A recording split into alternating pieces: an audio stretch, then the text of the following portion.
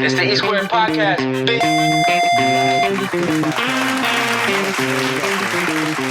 Chicago legend, man. You're everywhere, bro. I'm glad you got to stop by since you're in Vegas. Blessing. Fireman. What's up with you, man? Doing all right? Man, I'm doing well, man. I appreciate you being here, bro. For sure. I can't complain at all, man. Thanks for having me, man. Yeah, for sure. You say you just got in yesterday? Yep. Yeah. How long you staying for? Probably like till like the 25th or something. Oh, okay. I'm finna stay here for a second, rock out. Oh, yeah. So what brings you to Vegas in the first place? Like, how'd you plant your flag here? Like, you know, moving around like in the music scene, it's like Vegas doesn't seem to be a place where you would, you know. Well, it all really just started with my mentor, Malik Youssef. Mm-hmm. He ended up, well, first of all, I'll say this. People sleep on Vegas when it comes down to LLCs and businesses and running things like that. It's a lot of different tax breaks, a lot of different, you feel me, cheaper things that you can put together and finesse with that. So I think that that's the original reason how I ended up out here in general, because a lot of people in my team, you know, they handle a lot of different business, and you know, Vegas is a nice hub for that. You know, we like to be on the West Coast and work it out. Mm-hmm. Vegas is like, to me, Vegas like feel like a suburb of LA or something a little bit. Yeah, it's right down the street. Yeah, so you can come to Vegas and the cost of living cheaper, and you could just commute back and forth to LA or something, or pivot from there. Yeah, Vegas is like the new LA, really. Man, everybody moving out here. I rock with Vegas, man. Appreciate it, man. It get way colder than LA though. That's the only thing. Like, Yeah, it does, I thought it was gonna. I thought the desert was supposed to be hot as hell. No, I guess it's but it get cold. It's that dry, nippy cold. That shit hurts. Yeah. So what's your impression of Vegas so far? Like the times you have been here, you know, moving and shaking. I know you know people out here. You make music out here. What's your impression so far? Vegas is like a real chill spot. I don't really gamble and stuff like that, so I don't really got that type of vice. So for me, I enjoy it out here. It's very peaceful. You feel me? It's a good vibe. You know, I made some nice, you know, alliances out here. You know, with Tiness and his whole team. My brother Dawson. Shout out Dawson. Triple Fiend, Johnny Oz. I rock with a lot of people out here. Cozy Gang, Teej. That's my brother Teej. Teej is going crazy right now too. Yep. Yep. So. Yeah, we all rock out. We got our own, you know what I mean, our own little group and collective and stuff like that. Me, him, and Dawson, we got our own alliance, I'll say, with the Junction thing, and we all just vibe out, you know, share resources. And, you know, when I'm in L.A., I had them slide on me or something, or I'm out here, I slide on them. We'll be in Oakland putting together something, and those are my people on the West Coast. Dope, man. Yeah, you move around a lot, man. You spend a lot of time in New York and the East Coast, too? No, not really. I haven't went to New York probably in about like 10 of them or something. Yeah. So is that important for you in making music? Is moving around, getting out of your city? Well, for me, I just kind of had a plan, and you know, I took a hiatus off being a rapper for a while, and I just kind of went behind the scenes and started writing and producing for other artists and people like that. So, with that being said, I still wanted to continue to build a fan base and a real strong following in a couple of different markets before I even start back rapping. Yeah. So that way, by the time I start rapping, I can just instantly get to doing what I do again, like with the shows and all this stuff, and really just, you know, touching the fans and stuff like that. So, yeah, man, for sure. You just put out that project, The Purple Heart, went crazy. Yep. What was that, 19 songs on there? It was a lot of songs on there, man. But it was like long overdue. It was very like what's the word I'm looking for? It's very eclectic. There's a lot of different vibes on there. Yeah. Alternate for sure. I love that song. Man, appreciate that. Yeah. Shout out to Big G, man. That's the producer of that. Shout out to him, man. Shout out to my boy Tanner. You know what I mean? Dope. Tanner Jordan, co-directing that with me and on the video side. We rocked it out on that end too. Yeah, Mr. President though, I think was my favorite song on that one. Man, I appreciate that. Yeah. I got a crazy story about that song. What was it? All right, so we was working on Vic Mensa's autobiography album up in LA. And we was in No ID and No ID in the studio, pretty much like No ID Guru, Hove, he coming in and out of the sessions every day and stuff like that, like checking on what we doing and shit like that. And so I was in the back with Guru, and Guru was mixing like Rap City Project or something like that. So he was just giving me a lot of A for the game, giving me a lot of jewels and stuff like that, and just showing me better how to make things sound better and how to tell the difference when they do or don't. You know what I mean? The difference between good and great. Just a couple of jewels on the nuances of that. And you know, he ended up. Obviously, when I went in there, I kind of knew, like, man, hopefully I'll get an opportunity to play some beats for Guru or for Hove, but I ain't go in there with the full, like, intention on it. I thought it'd possibly happen naturally type shit, you know? So, because I came in there to work with Hove's artists, and that was my main focus. I wasn't trying to... Right. You don't want to overstep your boundaries. Yeah, and shit. I ain't want to be in there like, I bet we doing this Vic album.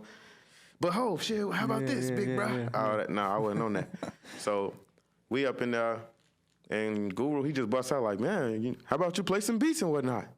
Oh, I shit. look left and right like, shit. I've been waiting on this moment all my motherfucking life. What you talking about? Yeah. Come on, man. So I instantly get to playing stuff. We get to playing stuff back and forth. He playing me different loops and different like samples and shit like that. I'm playing beats. He really was rocking with them. He was going crazy with them. So then he took like, I say about like 5 of them for Hove. And when was this? This was when we was doing the autobiography project. This is right before 444 came out. Okay. I mean, to tell you the truth, I truly believe that 444 was definitely inspired and kind of had that like certain type of spark from the autobiography Vic Mensa album moments, because we had a certain vibe going on, and it was very like talking about what's going on, very like hip hoppy. Yeah. You know, Hove usually be talking that shit, you feel me? But not on 444, that album, he kind of was coming with the, you feel me, with it was more like spoken word. You know what I'm saying? Yeah. So we was in there with Malik Youssef, and you know, shout out to Malik Youssef. That's my brother right there, my big bro, my mentor. So I'm up in there with him, and he took the beats. That was one of them right there. And he was like, I'm gonna play these for Hove, and we gonna rock out, see what's to him. And then everybody else got kicked off the album pretty much, besides No ID. Yeah. I was gonna say it was like a fully No ID produced album. It wasn't like I think I'd have had a better chance of making that album if it was more like the other Hove albums has like the usual suspects, and then he bring in a couple new bloods and like Hit Boy or somebody, like the Just Blaze, Swiss Beats, No ID, and Lex Luger or somebody. Be on, you feel me? I felt that I might have could slide in under the New Generation Act. You feel me? So I think you think how many albums you think Jay got left?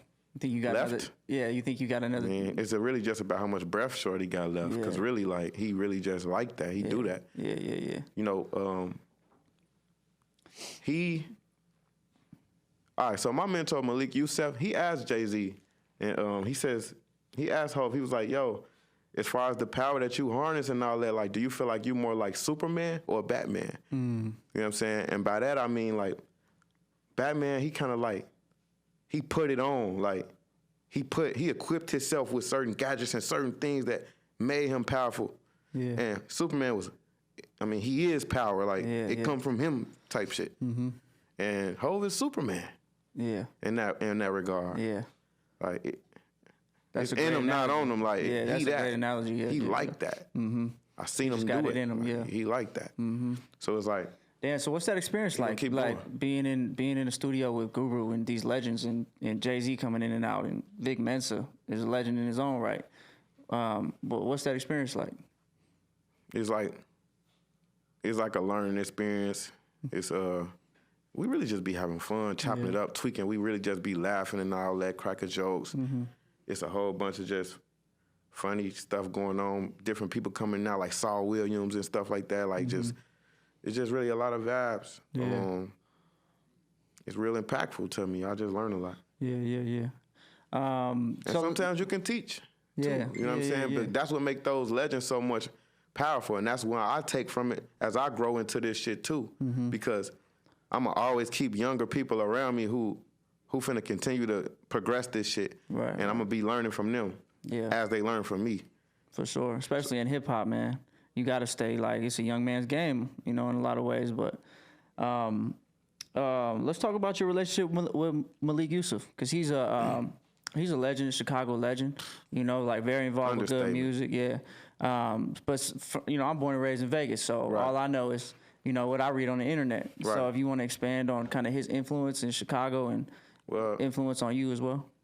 As far as Chicago go, Malik Youssef is kind of like synonymous with Chicago, or whatever the word is, however you say that shit. Yeah. Synonymous. Yeah. Anonymous. You got it right. Yeah, you got it right. Yeah. His ass, Chicago, fuck it to He is Chicago type shit, you know. And so every facet of Chicago, he kind of been a very instrumental thing. So even back in the early '90s, everything, like he kind of started a certain style of spoken word poetry, things like that. Being on Def Poetry Jam, he's been behind a lot of the major big acts in Chicago, like the Common, the Kanye, Carl Thomas, everybody that's important. He been behind it. Anything that happened in Chicago, he's kind of the driving, like behind the scenes and in the front of the scenes type of force. So like Love Jones, you seen the movie Love Jones with Lorenzo Tate? It's older. Yeah.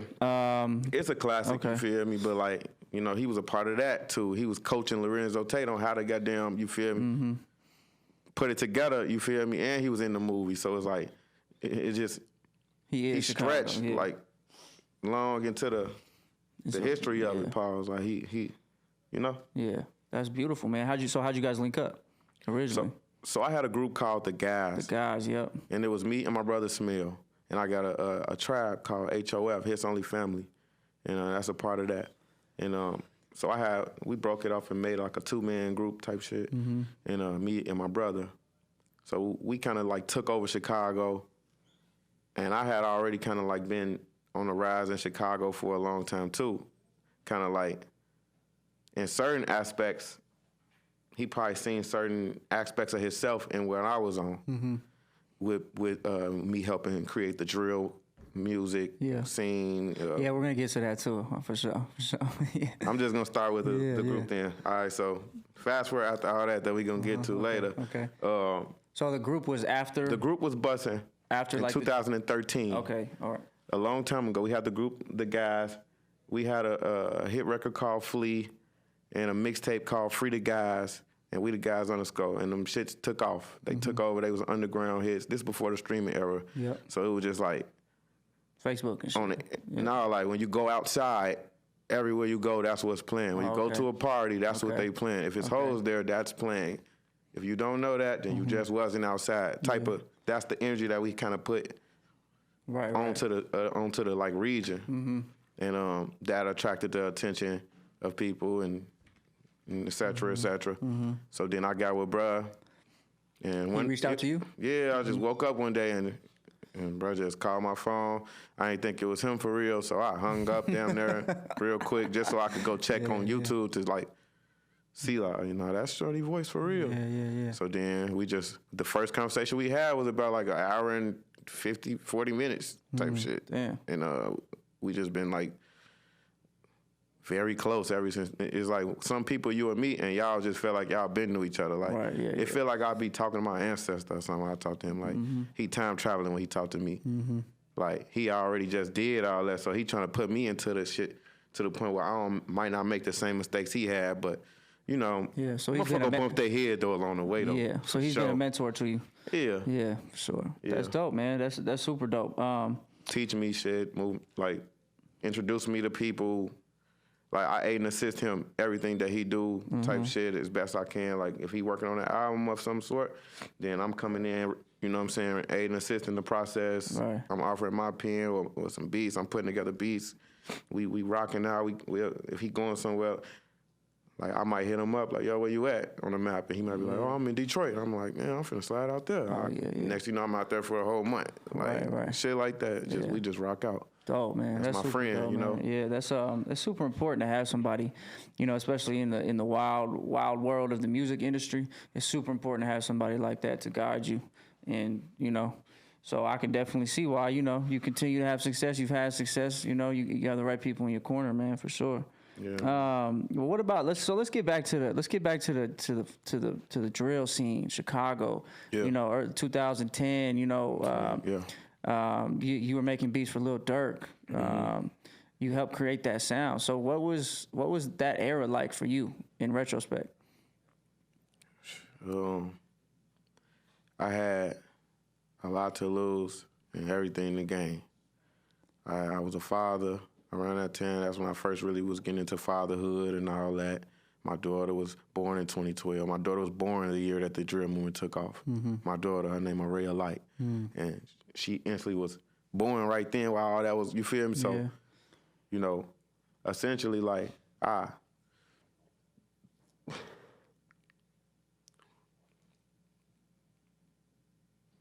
trying to think of the best way to answer that. Say it again. So like that when the drill scene took off and it really took outside of Chicago, and you're thinking like, oh wow, this is crazy right now, and I helped create it. What was that like for you? Now looking back on it, and how you know drills like in the UK and New York and all that. I always had a certain mentality called crib up, and I still do. Okay. You know what I'm saying? But now I'm starting to like expand it a certain type of way. Like I make certain alliances, and then that'll have that same mentality. But at that time, it was no outside alliances, outside Chicago in my heart type shit. It was crib up. That's it. I just wanted Chicago to be on the map. I wanted my city to go to the moon. I wanted to play for the name on the front of my jersey and not the back. Like I wanted to just put the city on best I can with what I had. I ain't have much. And none of us had much. Everybody used what they had and banded together. It was a lot of motherfuckers that wasn't together, a lot of killing and beefs and all that type shit going on. But at the same time, it was a certain togetherness in Chicago, a certain harmony at that time, and it was like a perfect mixture. So you had the producers like me, DJ L, Young Chop, Snapback, Leaky Leak. Fucking, it was a lot of raw ass producers, not a whole lot, but it was a certain amount of people who was together. Paris Bueller, like I ain't gonna just try to name everybody who was in that space, but it was like the producers. Then you had the artists. So then you also had the R&B, like you had the Tinks, Dreezy, Durk, Sosa, and everybody that's connected to them, and then everybody who into it with them, and for me, when I first started, I didn't even know certain people was into it with certain people because I was a little older than them. A lot of those, they was teenagers and all that, and I was 21 at the time or something, so. You wasn't keeping up with all that shit, It's hard to, and I'm not from Inglewood, so it's like, I'm from the Hundreds, so it's like, it's hard for you to be already grown, just having your own kids to, you know what I mean, coming into the world, you got a daughter, all that, now you having a new one, so it's hard to know who that's 15 and 16 into it with each other on the whole other side of the city, you feel me, like, unless you just parlay over there type shit all the time. Were you producing beats for like both sides? Oh, yeah, for sure. I'm one of those kind of like, I'm one of the few who really just on all across the board, from the R&B shit with the Tink to the rappers, to the drill rappers, to the alternative type rappers. I just was putting my energy out there and trying to help everybody that I could with what I could bring to the table. Yeah. And then you had your videographers, D Gaines, Azay, mainly those two. Essentially, that was and Loco Visions, R.I.P. Peace be unto him, and R.I.P. Leaky Leak. R.I.P. Smiles, you know what I'm saying? Smiles was a big driving force too. A lot of people don't name as much like they should. But what did he do? Smiles made up No Lacking. He made No Lacking. He made all type of stuff. He the one who really was behind everybody. He made To Live and Die in Chicago. You know, he actually was the first artist to ever make a video to one of my beats ever. Okay. You know what I'm saying? But Smiles, he's a huge artist and influence for the city and for the world. And were you involved with Save Money around this time, same time too? You know, I always had a certain relationship with Save Money over the years. Like they always showed me certain type of love, and I always rocked with them. So Monster Mike, that's my brother, and he the one who kind of like, that's his crowd, his type of part of the city, all that type of stuff. It's like, it's different sections of Chicago. So then, like in terms of, if you talk about the music scene, I'm just gonna just say music scene. So in the music scene, you got your drill scene, I was heavy on that. Then you got your like alternative rap type scene type shit, and Like that's Save more Money. so like up north, Wicker Park. That's where they was really thriving at, with doing shows, events, and it was hard for me to break into that side of it just because they just feel like just because you know how we coming when it comes to the street stuff, or how we, you feel me, how we was maneuvering and putting it together. It wasn't really fitting with the more like like really rap. Boom baps, fucking Backpack like rap alternative. shit, You know what I'm saying? And I wanted to be on that. I wanted to show what I could do in that space too. You know what I'm saying? Like people wasn't really used to someone having some type of range or some type of, you feel me? Versatility. Yeah. So they were trying to box me in and make me only just, you know. Yeah, that's crazy because So Monster Mike introduced me to that side of shit. Okay. And I know a lot of people in Save Money. That's, some of them rap, some of them don't. But I know all that whole side of the world originally from knowing Monster Mike.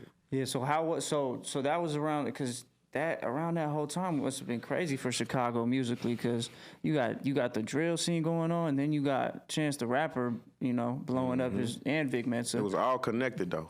That's wild. Like Chance the Rapper, you look at old videos like Chance the Rapper, G Herbo, all them was like for instance, I was a part of Elevator as well. You know what I'm saying? Yeah. Along with, so I feel like Elevator and Factual Drive, and that's the other layer I ain't really bring up. I was trying to get into too. So you had the producers, you had the rappers, videographers, but then you also had like the David Drakes, the Andrew Barbers, Megan Garveys, Leo, it's all them. You feel me? You had, So you guys had all the ingredients. Blogger and writer people and stuff like that. So had all the things surrounding the music. Yeah, everything just kind of like just happened. It seems like Of the course, stars Chief aligned. Keef, that's what the fuck happened. Like Keef. Shorty happened, and everything happened from there. Yeah, he had the whole world going Shorty crazy. happened. God H.O.L. damn. Have you ever worked with him? A little something. I got a record with him. Oh, word. Damn, man. Yeah, He used to be hitting me up like back in the day, like asking me for let me look at this thing. Hold on.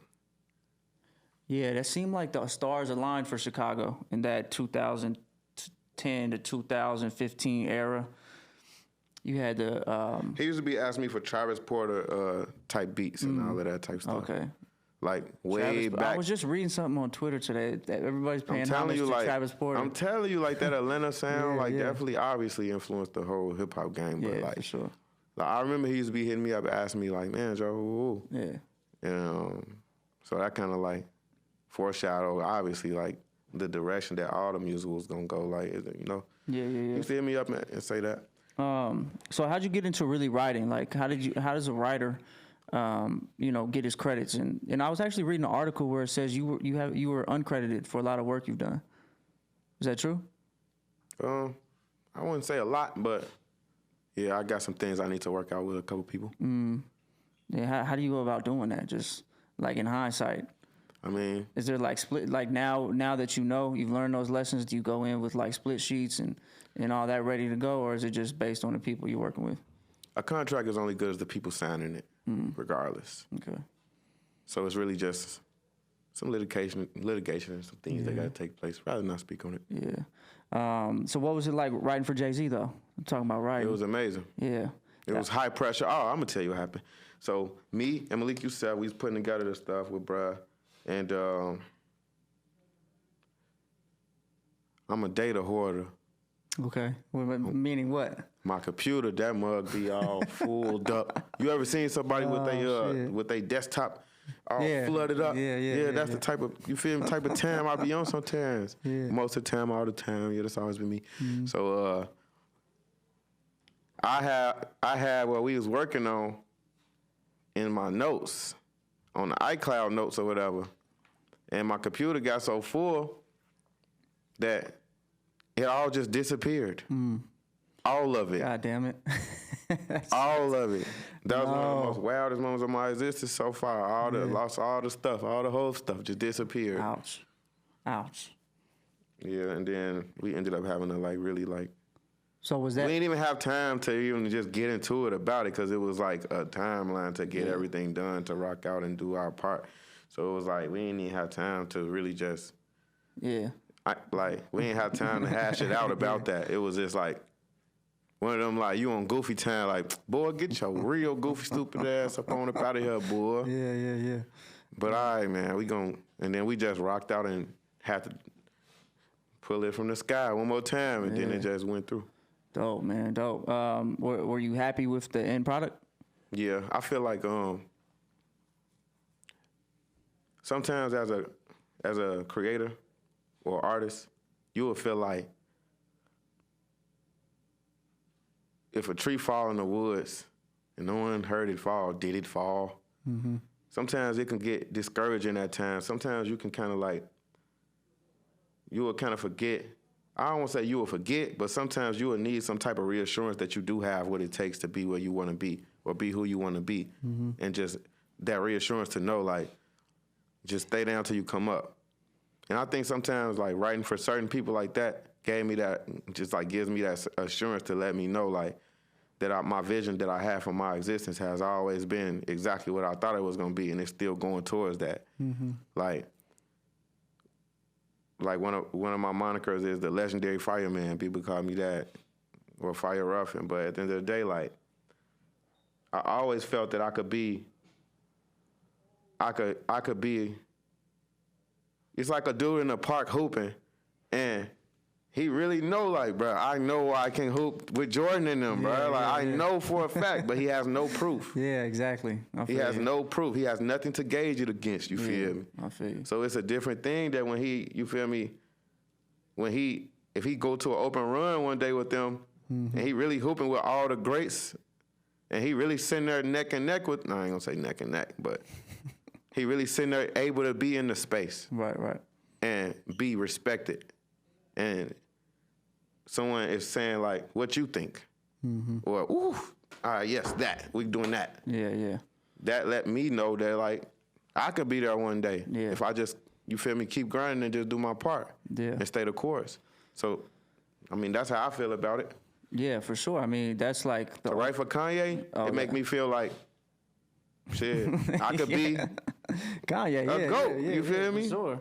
I mean, or I might be a young GOAT already, you feel me? Depending on who looking at, who's saying it. Yeah, I mean, your pen is top tier, man. When I'm listening to your music and I'm just listening to the flows and the lyrics, and it's like the way you bend words and twist words and you play with the words is definitely experience. And you know, you don't just get that skill. Yeah, for sure. And that goes to show you, like, how did that feel when Chance the Rapper came out and said that you're his favorite rapper from Chicago? Were you expecting that?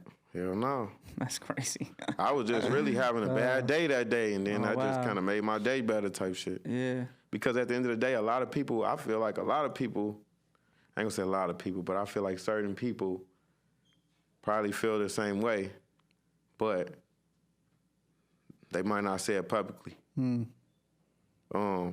Sometimes it's real good to get that acknowledgement from people that you look up to. Because Chance is younger than me, but at the end of the day, I look up to Chance in a couple different ways.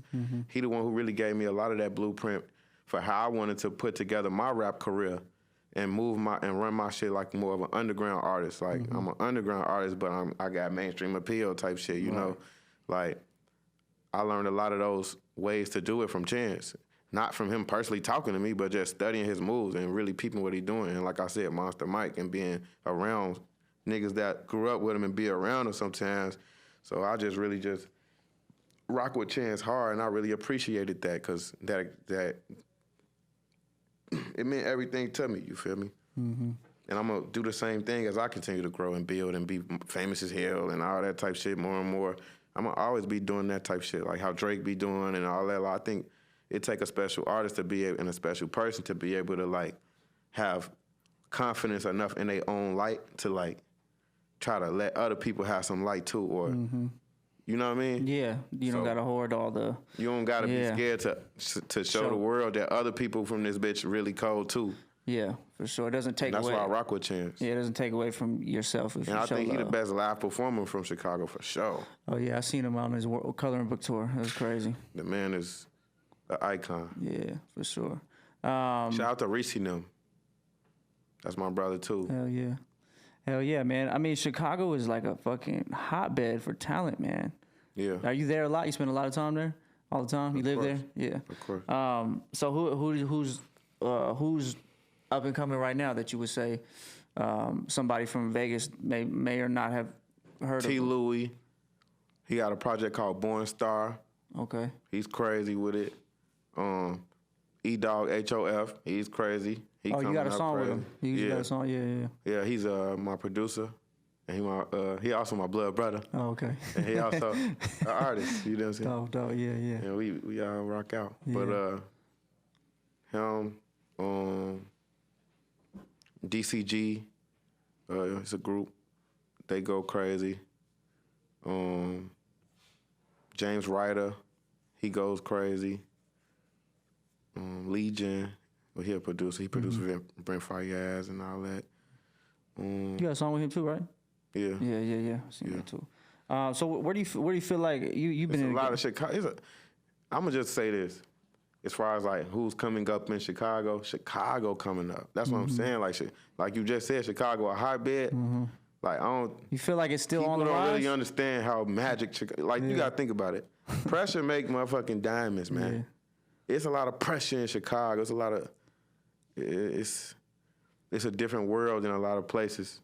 It's similar in a lot of places, but it's different in Chicago, bro. It's a different feeling out there. It feels different when as soon as you get off the expressway and you in Chicago, it's the most segregated city in America. So when you Really? yes. Damn. So when you in them certain areas, you gotta just feel it to know what I'm talking about. Like it's a lot of pressure. I'll say that. I don't want to just overly speak on the negative parts of Chicago, but it's a lot of pressure, and that makes diamonds, and there's a lot of talent in Chicago. It's a very artsy type city, but it's a street hood ass city in one. Like it's an odd place. Yeah, it is. It's Everybody in Chicago raw as hell that stuff. Everybody. You could walk up to a bum standing on the corner, not to call him a bum, but you could just walk up on a person standing on the corner tweaking, you feel me? He nodding off heroin or something. Yeah. You might tap him, hey, sing something. He finna, so in love with you. Raw as hell. You, damn, what happened with you? Yeah. You might see somebody in a party. They might be in a party back when I was a teenager or something. They might be in a party, hip rolling or something, footworking and all that. Yeah. Walk out the party, go clap somebody. It's an odd place. Like everybody hyper creative in Chicago. How does that make you feel about all the negative stereotypes? Comedians and like everybody funny as hell. Like by default, like everybody just funny as hell. Yeah. How does that make you feel though? All the negative stereotypes about Chicago. I don't feel neither way, no nothing left or right. I got my goals in mind, and I got my goals for the city, and man, that's what I really focus on. I try to help, and I'm trying to help motherfuckers that's trying to help. Yeah. And I feel like we just keep doing that, we gonna just be straight. Stereotypes, I can't really speak on stereotypes. Stereotypes is what people say or something. Right. I'm just trying to deal in the reality of what's going on, how we can, you feel me? What was I gonna ask you, man? So what are your goals? Like you've been in the music game for a long time, and you put in a lot of work. How do you feel about where your career is now, and what do you see for the future? I see myself being like Drake or something, like a dark-skinned Drake. I know how to sing. I know how to rap. I know how to produce the beats. I know how to do everything. But one thing I knew a long time ago, that this shit is not a talent show, or it's not a skills and capability assessment. So I knew that I had to find other ways in if you ain't already just got. If you ain't born into rich or something, or if your brother ain't goddamn Barry Gordy or something, then you gotta find other ways in. If you don't got a whole bunch of bread or a whole bunch of this or a whole bunch of that, I made a whole bunch of stuff happen so far off a little bit of nothing, and I just, you feel me, went from there, and I'm going from there. But at the end of the day, like, that's where I see myself. I feel like I'm the best. Why aren't you signed? Why aren't you signed to a record label or something? I don't want to be signed to a record label today or something until It's gonna probably happen later or something maybe. Yeah. But I'm really just, like I said, I'm focusing on building. Yeah. Staying independent. It's the best way to be, really. Yeah. I'm open to conversations or something, but like I said, I'm just continuing to build on my own fan base and my own. Yeah. Like I'm an underground artist, and I've been building on that, and I'm just been growing past that shit. I work with mainstream artists, and I do things in the mainstream space, but at the end of the day, like, I don't have to make music trying to get a hit. I just make hits. It ain't like I'm trying to do it or something more. Right. I'm doing it because I have to get this deadline, all that type shit. Or these people, all that. I just do it for real. It's from my soul. I make soul music, so sometimes record labels, they don't really understand how to finesse it until it's already shown in front of them already. Right.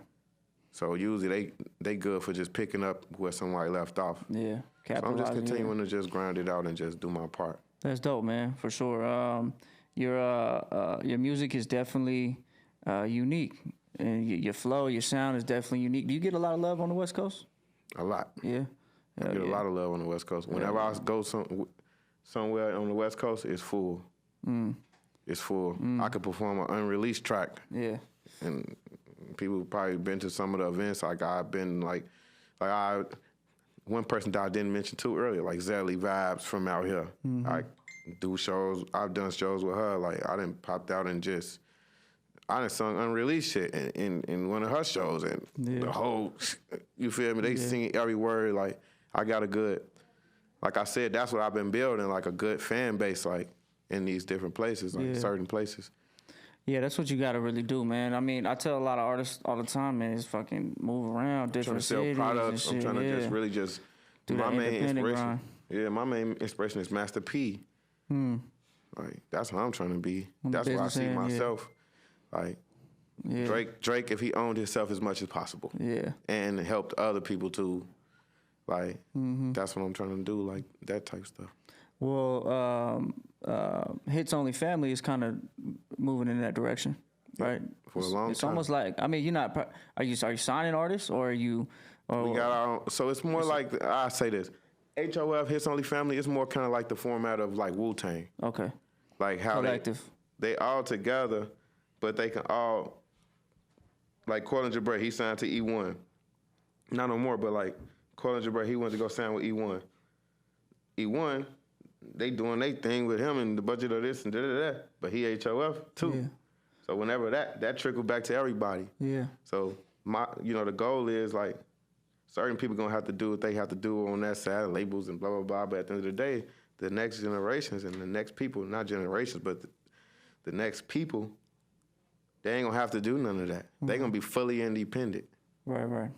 You feel me? Yeah. If we gonna just keep grinding and trickling it around, we gonna sell a lot of records and sell a lot of products.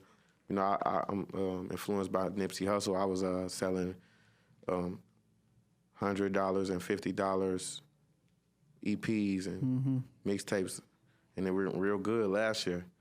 At the end of last year, I ain't put out my first project till October last year. Yeah, man. I mean, it's a tough time to really to do anything right now with all the Corona shit. So you do you do what you can. But so how did you grow up though? I'm kind of curious. Did you grow up around music? Because I feel like you were in a music household growing up. I mean, because you're musically inclined. Like there's rappers and then there's artists that rap, and you're the latter for sure. Like when I hear your music, I'm like he's an artist. Yeah. And so how did you grow up, and how did you get introduced to music? Shit, I grew up in a crazy ass life. Like my life was a crazy growing up. Very violent household, very violent surroundings, a lot of violence, a lot of like turmoil type environment from the inside of the house to when you walk outside the house. So I didn't really have no space to just relax. You know what I'm saying? Like, it was always some type stuff going on, So I really just was, after a while, you kind of just want to engulf yourself into all the stuff that's surrounding you. So that's what I did, and that's what me and my people was doing. We just jumped into everything accordingly, how it seemed that you supposed to. You feel me? So right. we did what we do, and then as far as how that influenced music, it happened naturally. Like, I didn't grow up in a like musical household or something like that. Like, nobody in my household play music or something, sing or play the drums or some shit. I just was born like this. Like, I just think of it or something in my brain. It's how I think. Like, when I look at something, I'm looking at a melody. When I'm looking at something, I'm looking at bars. I'm looking at how to make a punchline from any. As soon as I just look, that's just how my brain think. Yeah. Like, So music. like if I see this, I'm gonna be like,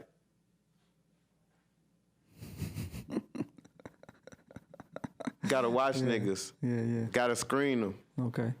I really mean it, really seen them. Or I might be like, I've been up, you know what I mean?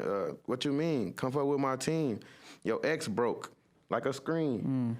People neck broke when you walk on the scene. Like, as soon as I see something, I could just think of the other things that it mean too, and I could just connect the dots. Yeah. Yeah.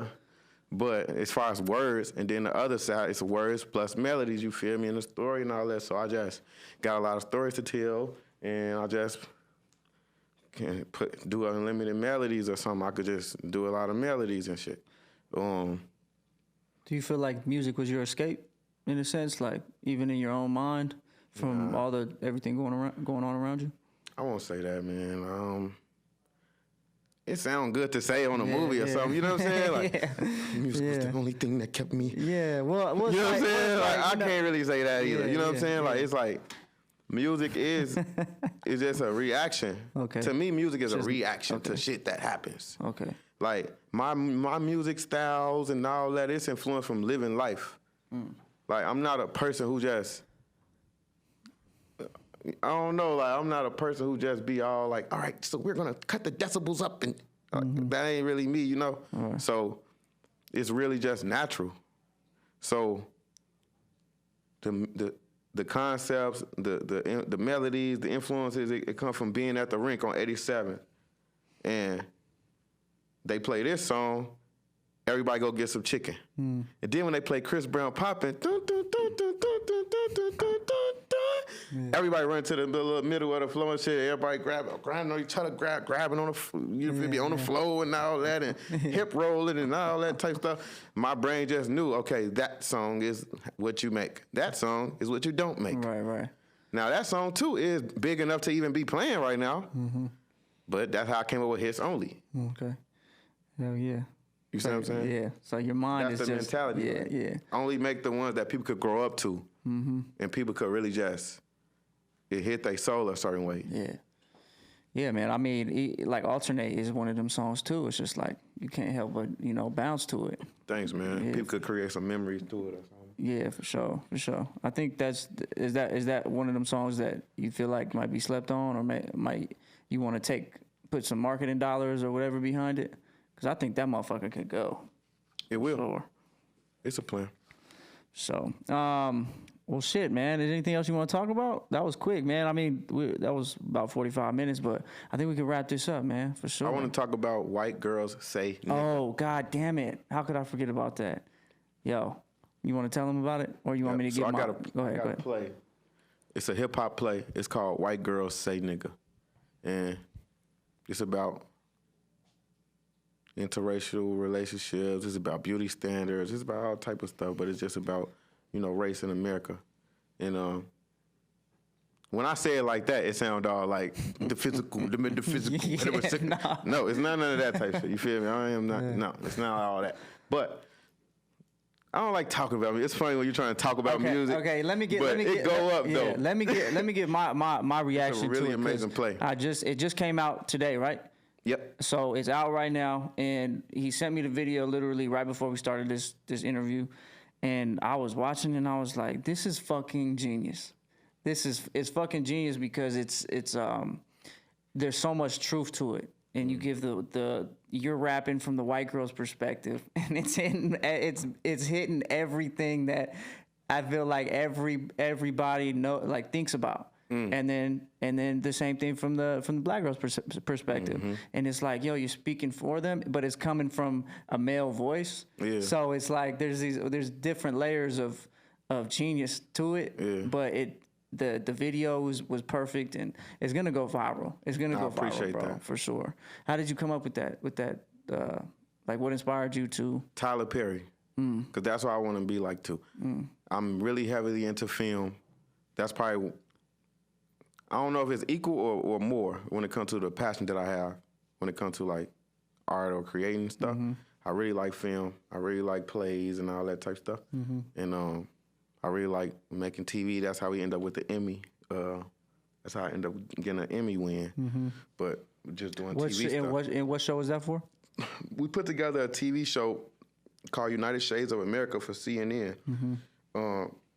It was, I think it still is the record for the most aired episode on CNN history. I don't know if it still is, but it was at one point. With Kumar Bell, Malik Youssef, G. Seal, the whole squad, you feel me? Whole gang, you know. We had D-Wade, Mama, and we took them to the All Gill Gardens projects and let them, you feel me? It was intense, and we had Vic Mensa. We had a sit-down round table type situation. We had a conversation between the generations that never been had, and definitely never been had on camera too. So we really just chopped it up and really spoke on some real shit, like do or die, the legends, do or die. You know, it was dope. How did that feel, getting an Emmy? How did what feel? Getting an Emmy, getting that award. It felt good, man. It felt like it was supposed to happen, because as soon as we wrapped up on the shoot, I'm like, oh yeah, we're gonna get an Emmy for this. Yeah. Literally, that's exactly what I said. I was like, yeah, we out of there on front, we gone. Yeah. H.O. Damn. That's beautiful, man. That's beautiful, bro. What were we talking about? Oh, that goes back to you liking plays and Tyler Perry. Tyler Perry. Yeah. So I rock with Tyler Perry, man. Some people got words to say about him or something because he choose to put his outfits on or some on thing. But the man acted, man. Leave him alone. He's thespian for Terrell. Thespian, for sure. Thespian. Have you ever played in a play? Hell no. No. I'm about to. Yeah. You auditioning? I got a movie that just came out with I Am True Star that came out. It's called Smoke Break. I executive produced. It was the first project that I fully executive produced. It's out now? With me and him, yeah. It's called Smoke Break. It came out a while ago, and we got a short film on that. We'll check that out. And I got another movie that I'm about to be doing at the end of the year with some people in L.A. But I rock with Tyler Perry because of this. He cornered a market, and my man's became the first black person that got a film studio. You can't hate on that.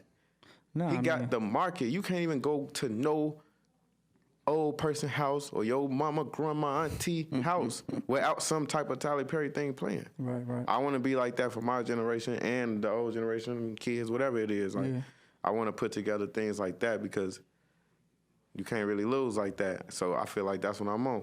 Hood plays and all that. Yeah. So I'm coming with this play. I made a new format to mix it in with music. You know what I mean? So this is gonna be interesting. I'm super interested in this white girl project. I can't wait till you see it live. Because the video, the song, the lyrics, everything is just like, yo, whoa. This is one of those things that it's just so filled up with truth that it's gonna, shake some people up for sure. Yeah, I appreciate that, man. So, I'm really excited to do that live. You feel me? I'm gonna be doing some auditions and stuff like that in the city near you coming up. So be on the lookout for those things to occur. Okay. And yeah, man. So be on the lookout for some different projects that I got coming out this year. This year right here, I'm calling it the Fireman era, the beginning of that. I have a certain initiative. I got some projects coming out. It's kind of why I'm in Vegas, low key. It's an artist named Triple Fiend. Triple Fiend from out here? He from Gary, Indiana, but he out here. Okay. He live out here, I think. Okay. But that's my dog. I got a project with him coming out. We already got it done. I came out here to shoot the videos. Oh, okay. With him. There you go. Then I got a project with Tej coming out as well. I'm looking forward to that one. That's finna go up. It's so raw. You feel me? When's that one coming out? Me, him, and Dawson, huh? When's that one coming out? I'm shooting for around a little bit before Valentine's Day. Okay. All right. I'll be on the lookout for that one. I got a project called Enemies with Benefits coming out on Valentine's Day. That one's gonna be fire. That title's fire. Enemies with Benefits. Damn. Yeah, man. See, this is what I say. This is what I mean when I say that there's rappers and there's artists that rap, and you know, you have that artist mind, bro. I could just hear it, you know, with that. But I'm really looking forward to. I'm just a little slow. That's all. What you mean? I don't know. It's like slow people be the raw people, G. I'm telling you, dude. I don't think you're slow. When I say I'm slow fast. Okay, I'm so fast. I'm slow. No, nah, man. It's like your brain just turns in a little bit different direction, which gives you an advantage in a lot of ways. So, it was great talking to you, man. For real, I'm glad you pulled up. Yeah, man. All day, anytime. My door's always open for you, bro. I'm looking forward to the Fireman era this year. So, if anything I could do to help in Vegas, just holler at me. Got my number. So. Man, thank you for having me. I appreciate it.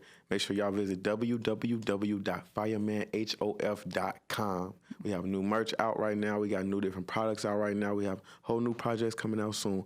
I want you guys to also subscribe to my Patreon account. I just made that thing. It's coming up now. Rock out, support. Let's do this. And I can't wait to see y'all in person again, man. It's been a while since the pandemic. I can't wait to see every one of my fans. I can't wait to see y'all in Oakland. I can't wait to see y'all in L.A., obviously in Chicago. I can't wait to see y'all in Southern Illinois, and I can't wait to see y'all in Vegas and everywhere else, too. Sir. You know what I mean? I love my fans. These motherfuckers will do anything for me. They'll hurt you. No, for real. They be getting tattoos. Oh, word. Like, all that type of stuff. That's what I've been focusing on, because it's like you said earlier, you said, man, Joe, I'm noticing that your stuff is so potent. Like, I'm ready to see that bitch have 50,000 million views right now. Yeah. It's in the works, but I really just been focusing on building that really, really, really strong cult fan base. That's what you need. And that's what I got. And that's what's building. And I love that more than anything. I love them more than anything. Like, bless you. When they see me, they show me a lot of love. And whenever I say I'm going to be somewhere, it just get full as hell. I'd be surprised. I remember I had an event with at CMXX a couple years ago. It was the first time I even did something in Vegas. Was Taness there? I think Taness and them was there. Yeah, they were definitely there. Me and Malik, I had a release party for my mixtape, Why Your Eyes So Red. And oh, that's right, yeah. When I walked in there, I literally thought it was like double booked. I walked in there, I'm like, damn, man. We must have came on the wrong time, or man, they didn't put somebody else over here too with the same. Yeah. Like, they were there for you. I thought we was gonna have a venue today. Yeah. Because it was like so many people in that bitch that I ain't know. I'm like, damn. But then when I'm walking in, people stay just looking at me and all that. So I'm like, oh, they here for me. Yeah. Dope, man. So it was pretty cool, you know? Yeah. So that's how I know, like, oh yeah, it's real. We rocking. Yeah, you got it. Yeah, them cult, rolling. That cult fan base is what's gonna give you a career longevity. Because the other stuff is push button. Right, exactly. That's what people be trying to rush to the look on. Right. It's like, build it out. Build a solid foundation. Yeah. That's for any artist that's coming up in the game. Like, it take 10 years to be an overnight success sometimes. Exactly. The kind that stay, at least. Exactly. Not saying it's going to take everybody 10 years, but I'm just saying, just an example, throwing it out there. Like, you got to build that solid-ass foundation, because you can get a song that pop, or you can do a raw song and then a nigga make a meme or a comedy video or something, and everybody gonna be tweaking over that one moment or that one song, but they ain't gonna care about you. Exactly. They're not gonna be invested in you. And you gonna be chasing that song. You're gonna be chasing that moment. The song's bigger than you. And you're never gonna get it back, little nigga. You never gonna get it back. You're gonna be trying to find my way back to her. Your ass gonna be tweaking, you feel me? Trying to, you know? Yeah. So now you gonna be at Wendy's or something, and everybody coming in there like, damn, shorty, what you doing in here? Yeah. Why you here with us? Yeah, I feel you. And now you tweaking, you feel me? You can't be, you know what I mean? You gotta be ready to take it back for the drum boy, take the long way, you know what I'm saying? I was working at a factory, all type of stuff, just taking every step, little steps, and finessing this stuff, you know what I'm saying? But it's like, it's no shortcut. Because when you win big, you win. Exactly, bro. When you solidify, you solidify. Can't nobody take that from you. Nigga, I'd rather be rich than famous. Exactly. All right, man. I appreciate you. Till next time, bro. Whenever you back in town, come through, do it again. Gang. Peace. Gang. Yes, sir. Man, this shit goes by fast, bro. I can't believe that.